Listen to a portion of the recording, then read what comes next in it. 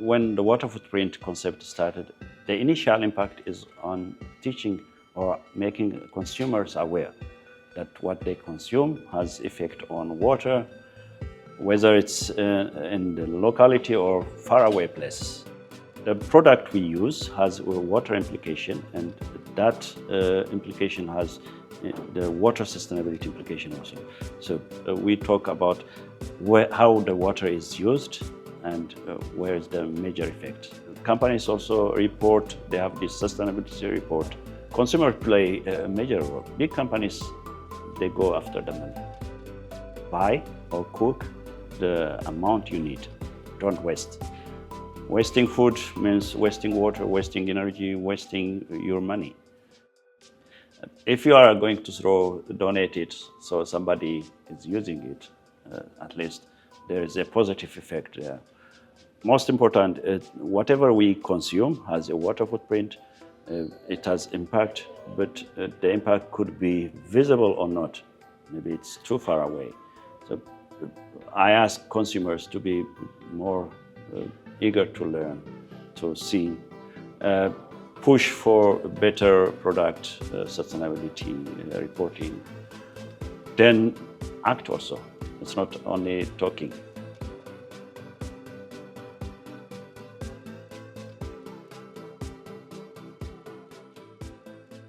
I traveled a long way from Africa, Ethiopia. I came Germany. I did my master. I did my undergraduate, 2 undergraduates at Addis Ababa University, chemical engineering and economics, then sustainable energy. Finally, on the environmental science, then moved to the water footprint or water management. So sometimes I wonder how I ended up in the civil engineering. My talk is a mixture of what I did before I joined UA and what my students were doing the last few years. So you will see all data mixed with a new data. Let's start with what do you know how much we drink through food or our clothes? How much water we use? Any guess for the coffee? 1 cup of coffee, how many gallons of water? Depends where it's coming from. That's the important thing. A global average may give you just an idea, but it's hugely variable.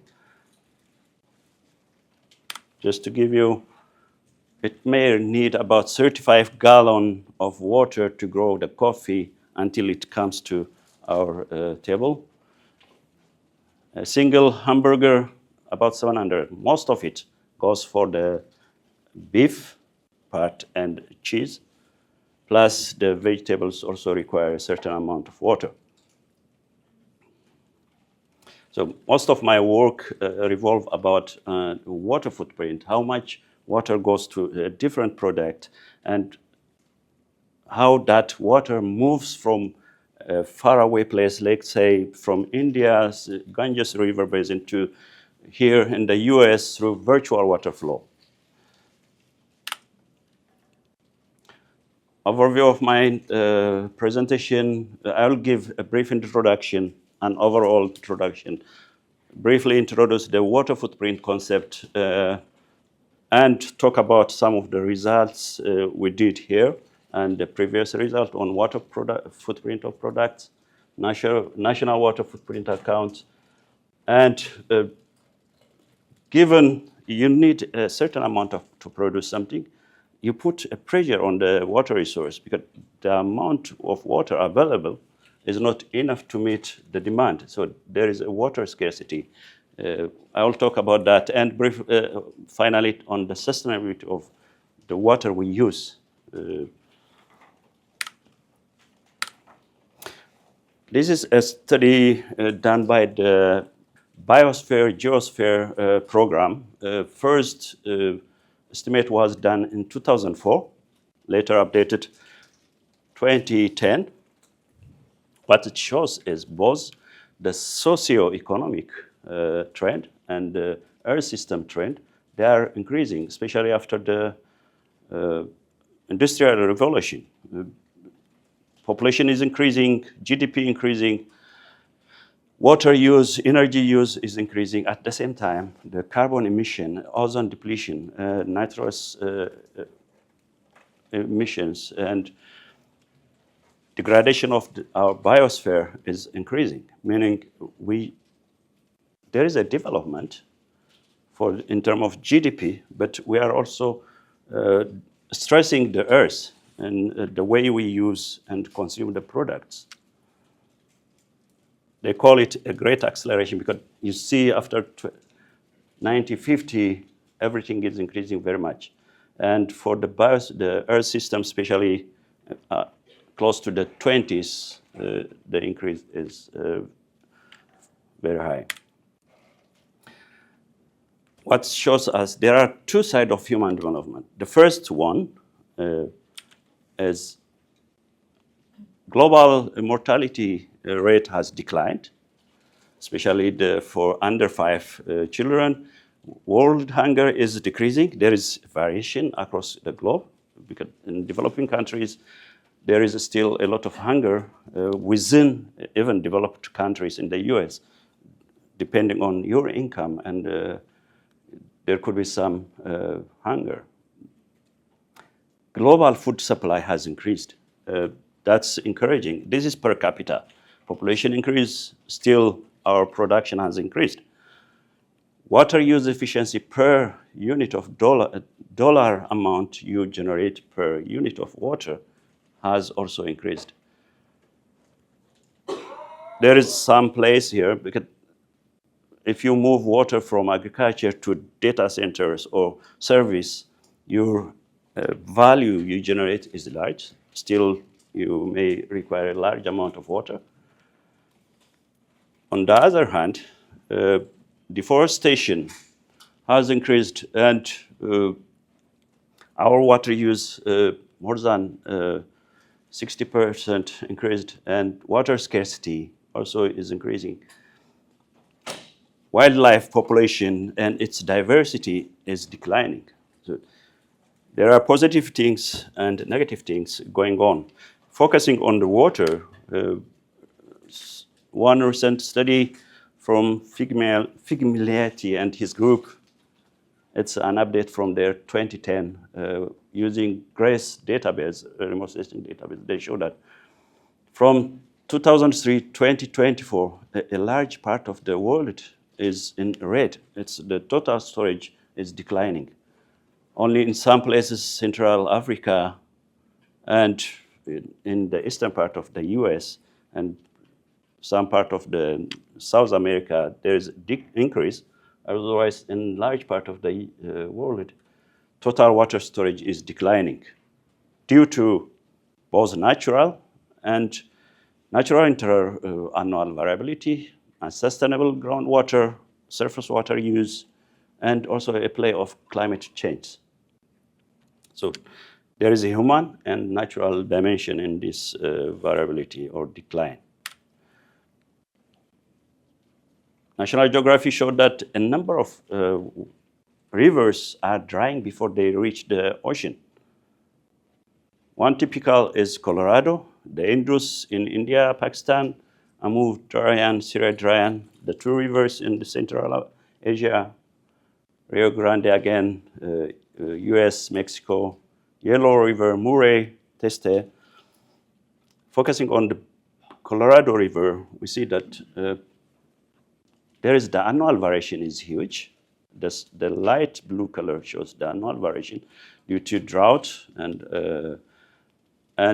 darker blue is the 10-year average declining over the year. And the red one is Colorado is divided into Upper Colorado and Lower Colorado. The red one shows the amount of water the lower basin states are supposed to get. But you see, in a large part of 1940 to somewhere, they are not getting that amount of water due to human use plus the drought. Another well-cited case is the RRC basin. which is supplied by the two rivers, it dried up. Was natural cause, but mainly human diversion of the two rivers.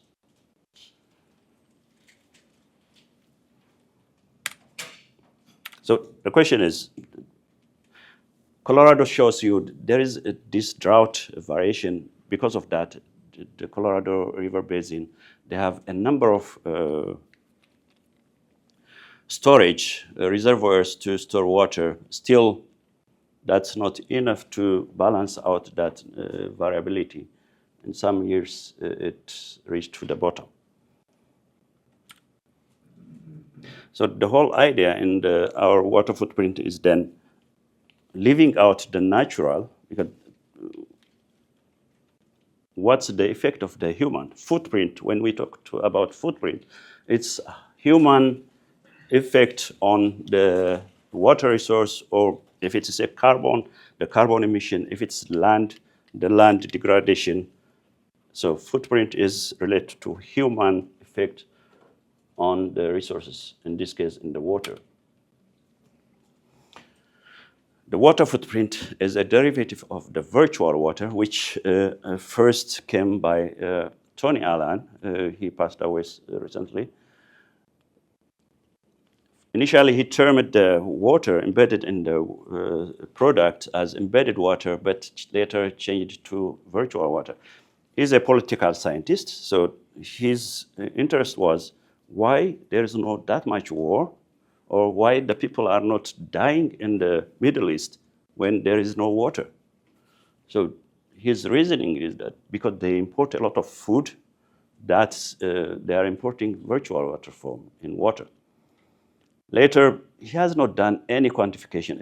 He's more a political scientist trying to find answers and explaining the connection. But in 2002, Hoekstra coined the water footprint, and as indicator of water use, water pollution, both consumption and water pollution.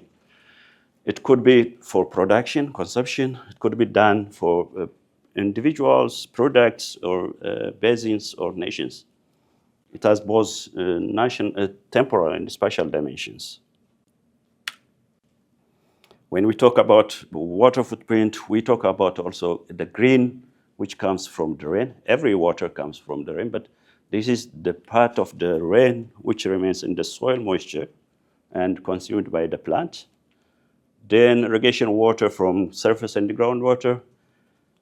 A gray water footprint is a theoretical volume quantified in such a way that if you have a certain pollutant, how much water you need to dilute that to a standard. So a gray water footprint.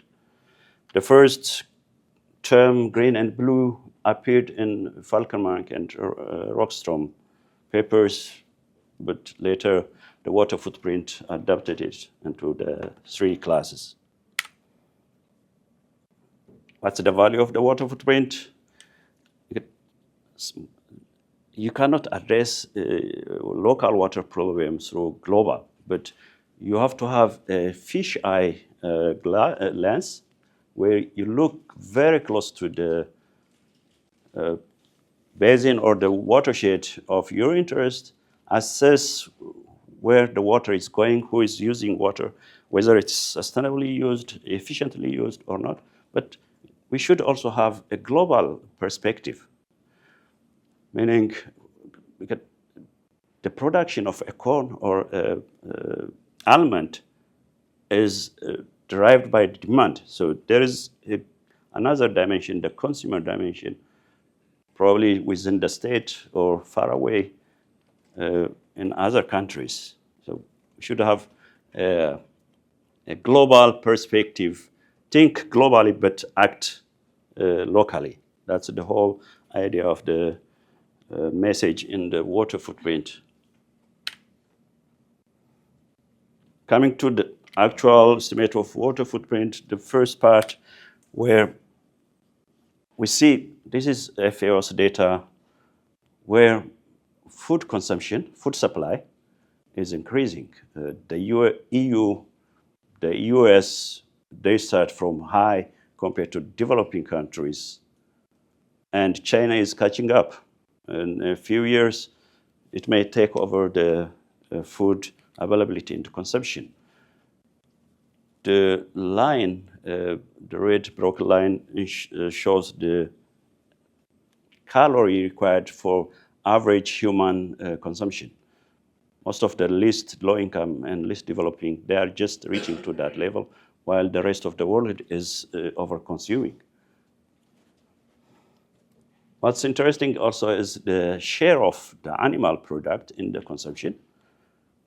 China, again, from 1960 to current period, it's increasing very fast, while the rest of the developing countries, the world average is minimal, and the U.S. is decreasing, which is encouraging. In a way, the animal consumption and the food is declining. We will see why that matters, because animal footprint is larger than the crop with equivalent amount of nutrient content. EU start to decline. Then when the eastern part of the EU countries join, it increase. The new EU's countries are the effect where we see. And you may have observed decline and jump. This is an artifact because of the FAO's data processing. They changed their way of processing the data in 2013. So there is a bit decline and increase. Otherwise, the whole overall trend is it's increasing for most countries. So the question is then, if food supply or production and consumption is increasing, to what extent that affect our water use? Where is the major effect, and which crops are playing a major role in that food production and water use? That's the part which we want to answer. Bethlehem Demeke did this work, my PhD student. This work was funded by the Global Water Security Center, where we tried to model, we did model 169 crops over close to 50 years. The initial crop modeling is 30 arc-minute, about 50 kilometer, but later downscaled to 5 arc-minute, about 10 kilometer. You see in the bottom where the green and blue are increasing or decreasing. In most of Africa, the green water is increasing, while the blue water increase is India and slightly to the US and Latin Americans. Nope, that's still the green, but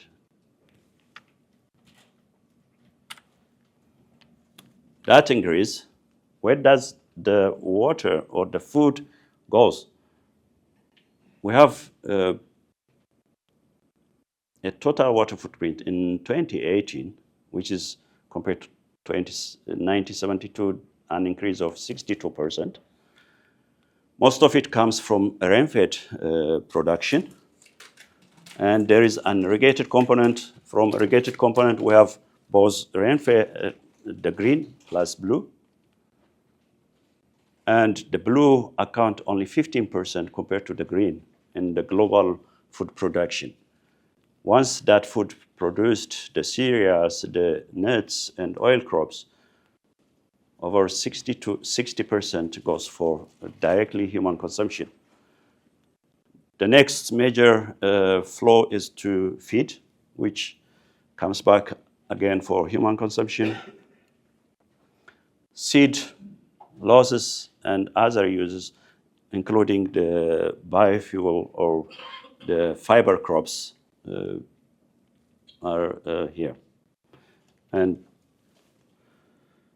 5% is lost from our production system.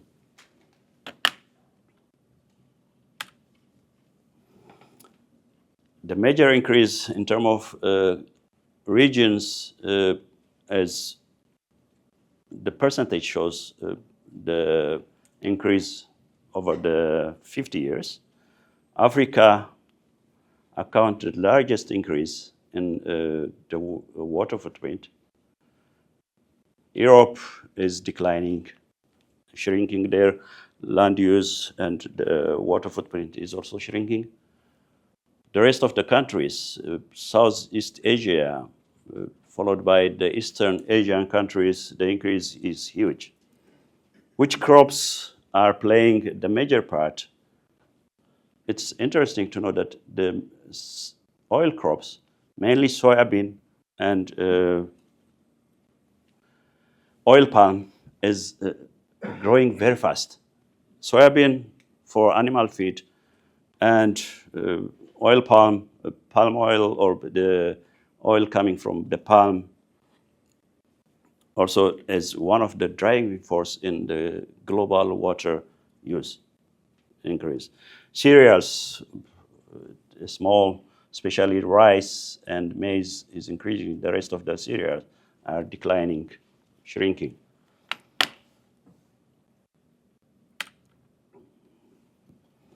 So if everything is increasing, irrigated production has increased 4 times, while the irrigated area only 2 times. So productivity is twice, has increased, doubled. The rain-fed production is also increasing, but slightly. Rain-fed area is also increasing.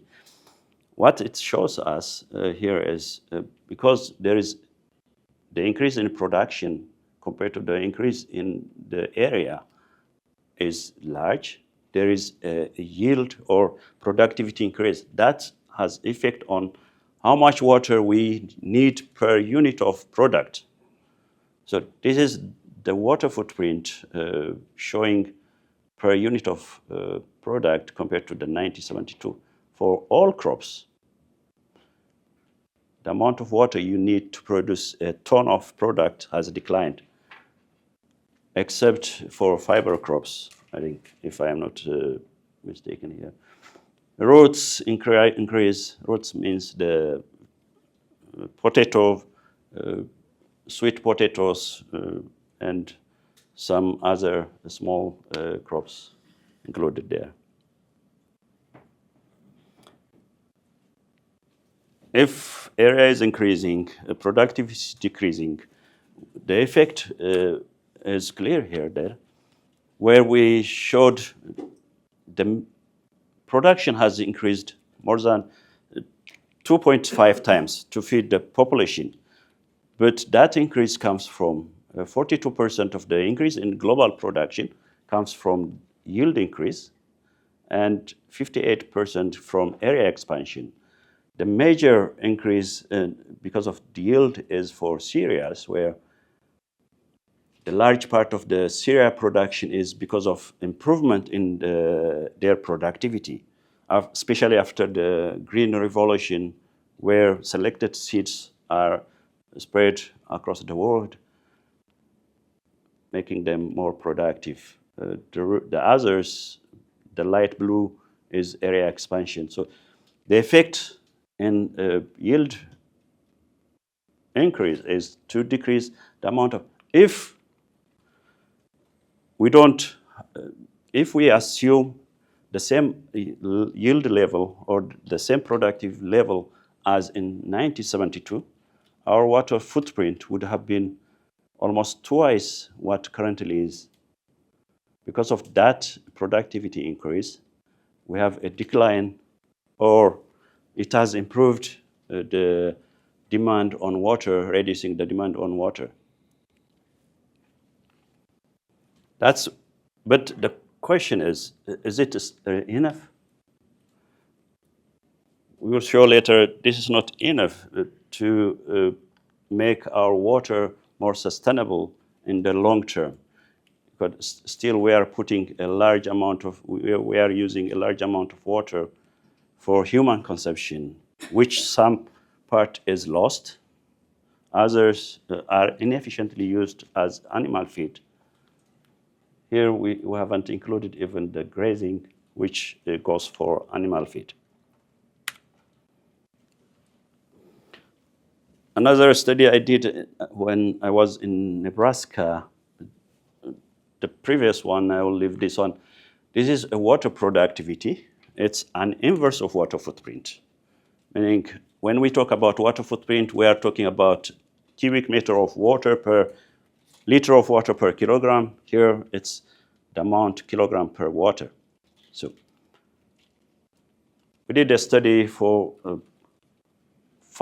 four of the animal types, but chicken divided into two chicken layers, the egg chicken and the meat chicken.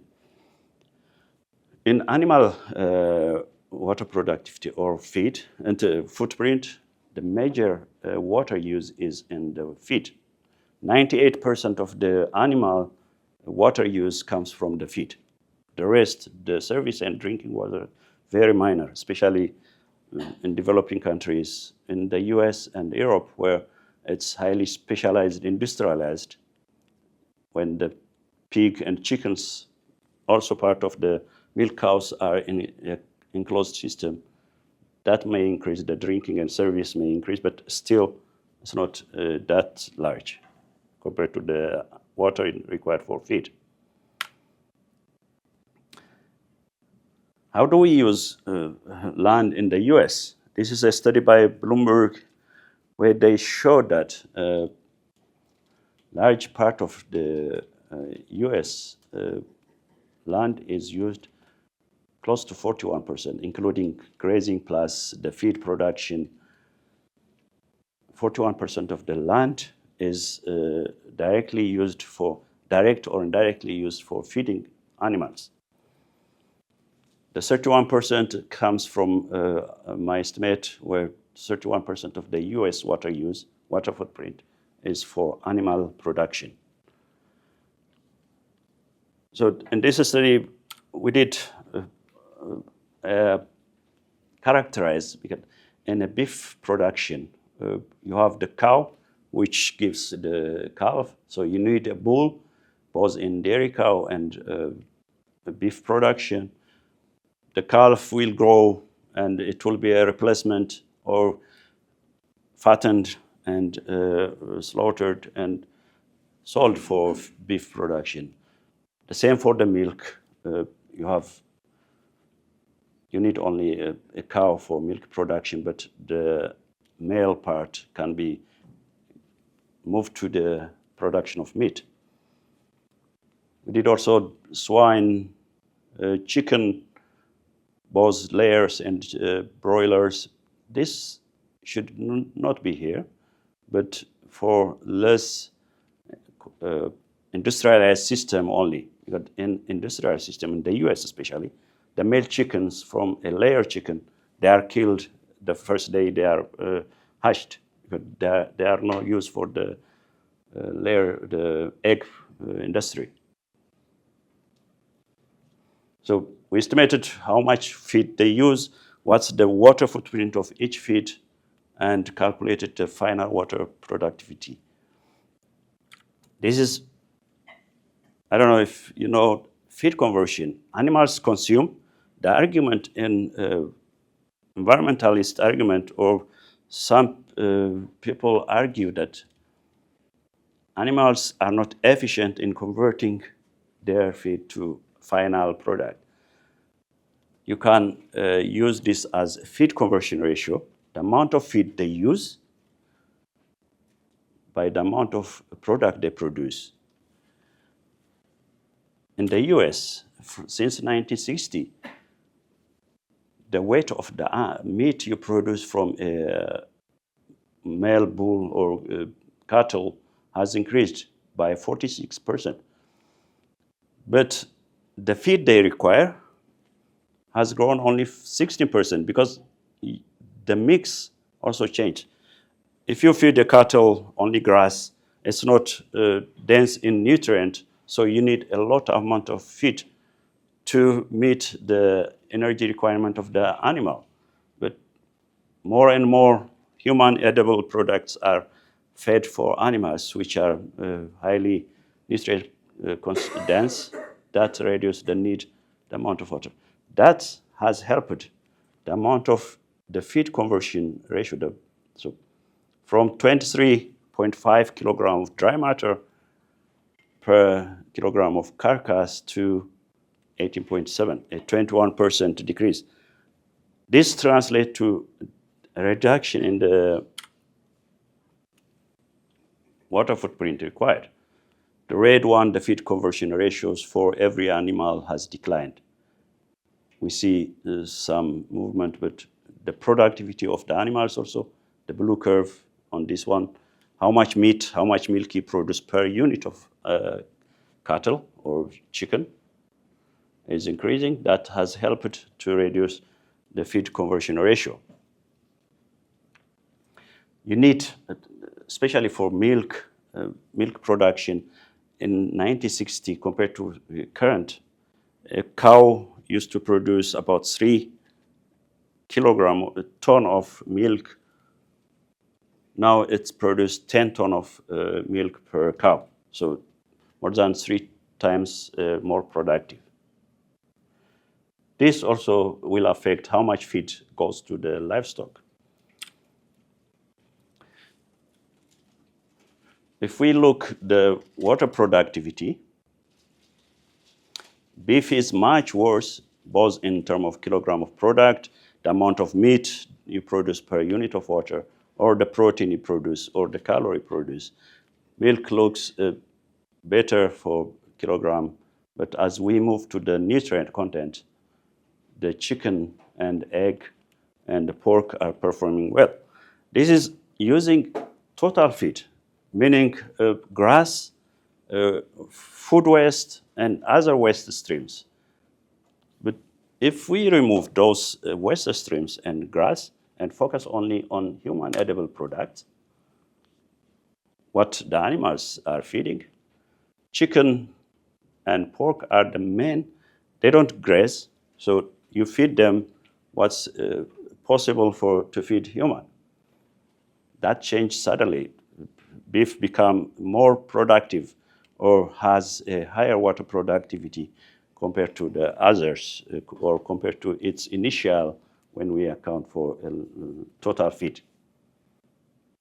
That's the problem in the discussion. Environmentalist or dietary, or in my work also, we just simply quantify the amount of water we use.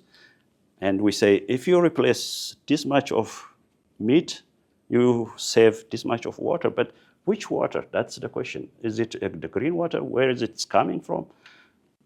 The beef, maybe the land they graze is marginal, where you cannot produce anything. We need to look deeper what they are feeding, what kind of water. Is it green, blue, to make a good judgment on the type of food or the products we are considering. Just looking for the trend, every animal water productivity is increasing. We saw in the earlier water footprint, the crop footprint is declining, or the water footprint, we can invert it, productivity was increasing. The same for the livestock. This is for the US, that was global, but US was also part of it. The major part which helps to increase the water productivity is improvement in the livestock productivity, the amount of meat, milk, egg you produce per unit of animal, which help to decrease the feed conversion ratio. And there is also the decrease in the water footprint, which we saw earlier, because of high productivity over the years.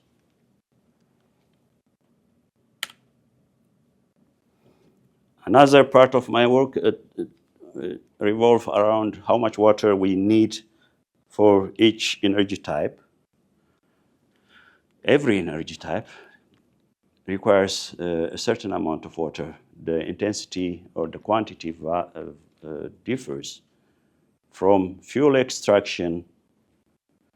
When you construct the power plant, you need also water for mixing the cement or cleaning the area. Then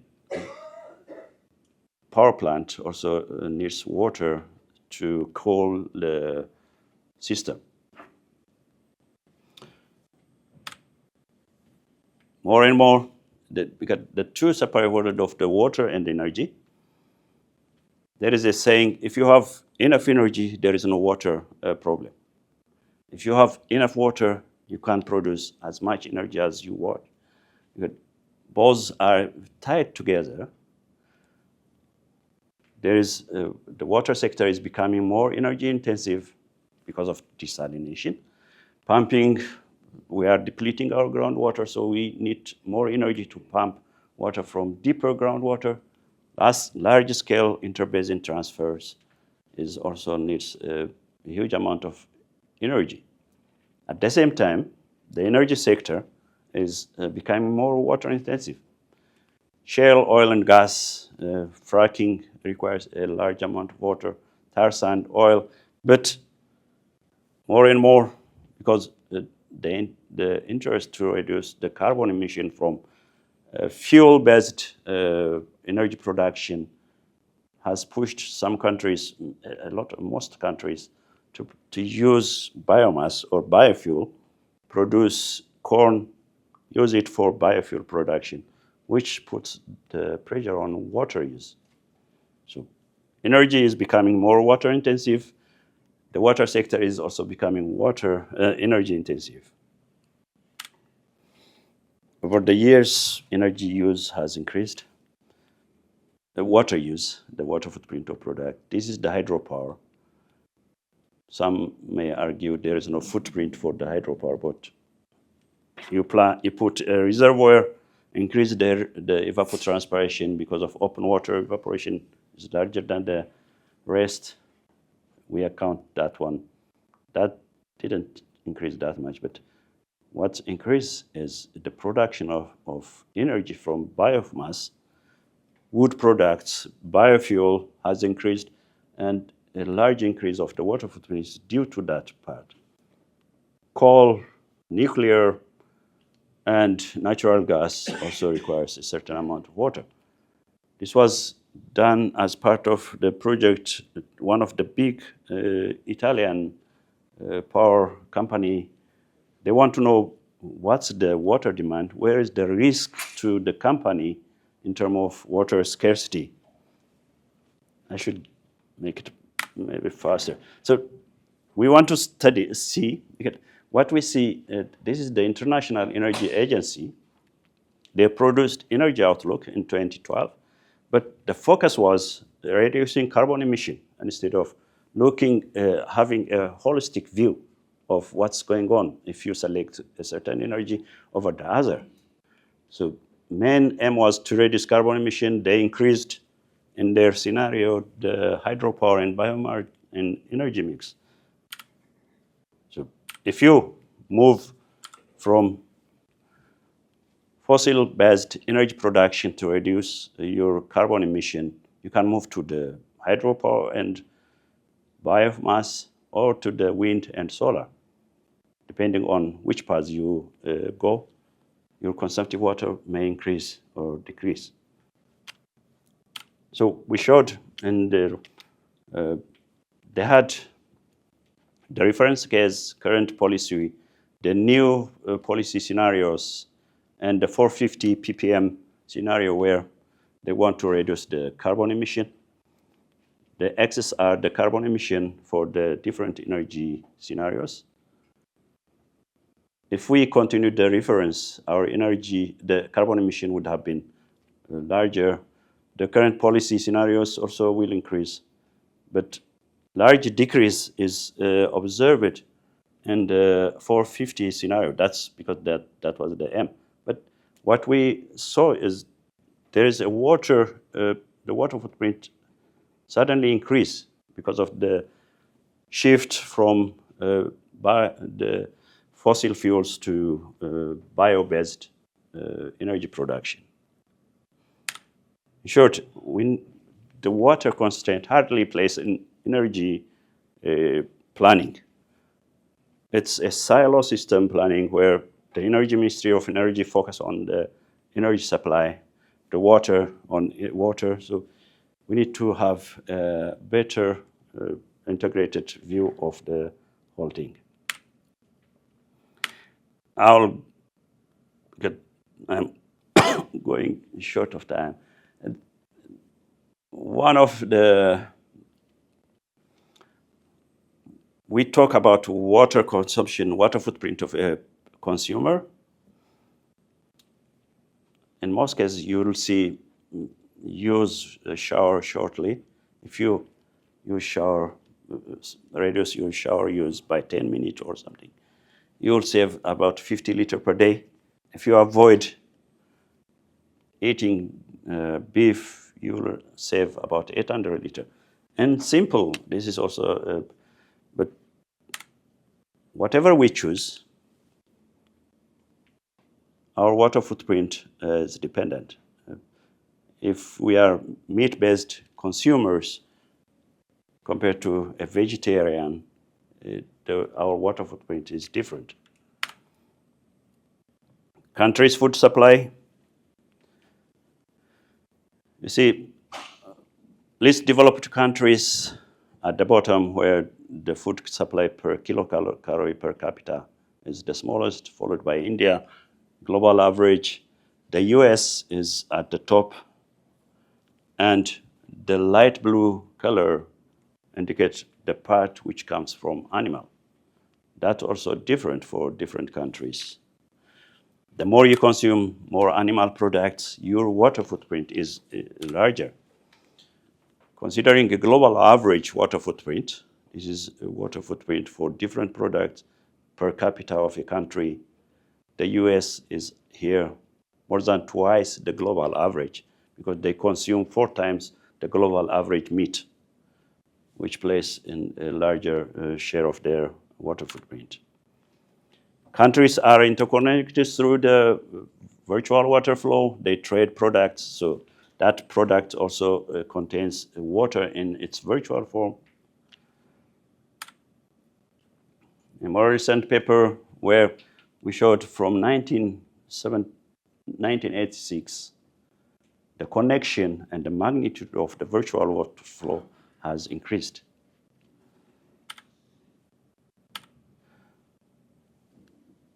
Another study, it was published in 2016 in one of the top journals, Science Advances. If you have a bad story with a good title, you have a high likely of publishing in top journals. That's what, yeah. So this grabs the attention. The paper went very smoothly, and every news outlet, we were counting 100-something news outlets, radios published online, even Newsweek, Washington, they magnified that one. The journal invited us to give a press conference. I refused. I don't like sitting in front. But what I want to say is, this is an interesting study, but with a lot of uncertainties within it. There is a cavity within it. If you focus on the high plane, most of the water footprint comes from groundwater. But what we compare the water footprint with, the availability, the availability is for surface water. Those are simple cases of the cavities. And the other is how you estimate the water scarcity makes big difference. Just recently, Fitsum did one study. Again, the funding was from Global Water Security Center. Depending on what method you use, your estimate could vary from 1 billion to 7 billion. We tried this paper again to a big journal. They refused. It doesn't tell a bad story. It's saying our estimate was bad in 2060. So depending on the approach, the method, or because there are different environmental flow requirements, different people, the Falcon Mark talks about the amount of water available over for certain people. That makes a big difference. Water scarcity has increased over the years, and they are coming closer with different indicators. Another recent study we did with Brian Richter and others is what's the effect of animal feed production in the Western U.S. Most of the depletion, this is depletion of water during the summer months, comes from irrigation of cattle feed, 32%. More than 1/4 of the rivers are depleted during drought periods. The effect is because water depleting, it will affect the fish availability, or it eradicate the fish species. 70% of that comes from irrigation cattle, and 60 fish species are at least at risk of impairment due to cattle feed production. More recently, going to a smaller scale, we have a Colorado River. We saw that in most part of the year, water is not enough in the Colorado. So states are arguing every time, where is the water shortage? We try to find why, identify the economic impact of extreme drought. During drought, water is, because there is the prior appropriation. Those most senior get the water, the rest, this is parcels of land. If the most senior is here, and the rest of the water, agricultural land, may be closed until he gets his water rights. So the effect could be huge when those water rights are followed. And we try to show in this paper, again, it's the work of Swatatra Sharma, funded through the NSF. Seniorities, the green are most senior. The number one is not senior, juniors. The juniors are at the mercy of the seniors for their water and the availability of water. Water productivity coming back again, we can measure it yield over water diversion.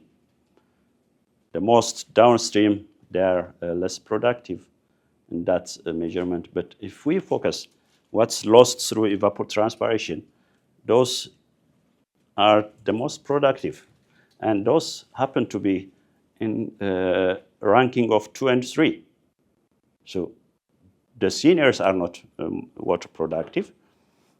The other measures which we show is the yield, ton of water product you produce, alfalfa in this case. The 2 and 3 are still the highly productive, and the green part, the rank 5, less productive. So the whole idea, the framing of the paper is going to be, instead of looking for the priority, look for productivity. And that's a suggestion, but you cannot change the law. Again, the deficit, if you put more water, give more water to 3, you gain more yield production compared to the rest of the seniors. Another small case study is in Kenya, where this is a Ramsar site, one of the biggest freshwater lake in Kenya. But Dutch and some Israeli flower farmers establish their production and start to exploit the water. This is a simple water balance was done. Becked, one of the co-author in my paper also. When he did, the modeled and actual measured were the same until we reach that 1981. That happens to be the start of the farms, where a lot of water is diverted.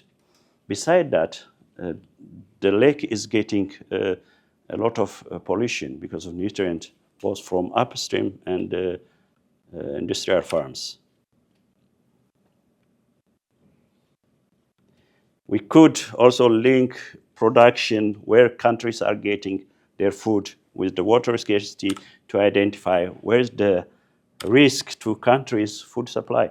The green it's good, but the red one, where it could be risky in the long term when the water dries. Same for other countries.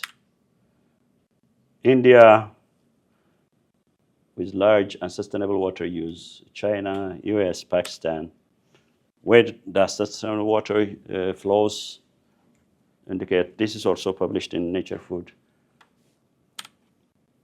So to end my talk, we saw this figure with clean water flowing to dirty and depleting. It seems we are running out of time, or rather we should ask, can we act now to safeguard the global freshwater? There are different methods suggested or quantified. You see a lot of papers on food waste reduction and the water saved, dietary shift, crop shifting from water-intensive crop to another type of crops, irrigation efficiency, circular water economy, and the vertical farming where you have a closed production system. Sorry, we are running out of time for the question, but